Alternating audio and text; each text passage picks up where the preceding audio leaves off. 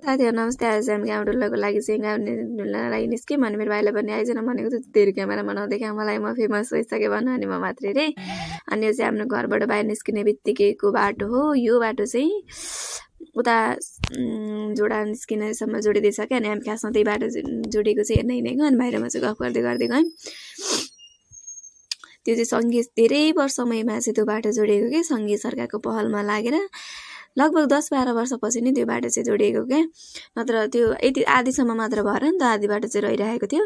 अस्ति हामीलाई चाहिँ यो बाटो नजोडिएको कारणले चाहिँ हामी यता खेतबाट चाहिँ त्यो रातो घरबाट यता आएको थियौँ नि त रविनाले लिएर अनि अब चाहिँ अब यतैबाट सिधैबाट हामी जोडा चौक एकैचोटि निस्किन्छौँ। अब चाहिँ केही समय पछाडि चाहिँ हाम्रो चाहिँ गाडीहरू बाइक सबै सवारी साधनहरू चाहिँ हिँड्नको लागि सजिलो भयो। अनि नेपाललाई चाहिँ त्यतिकै प्राकृतिक सुन्दरतामा धनी देश भन्नेको चाहिँ होइन रहेछ क्या। हेर्नु त कति हरियाली छ।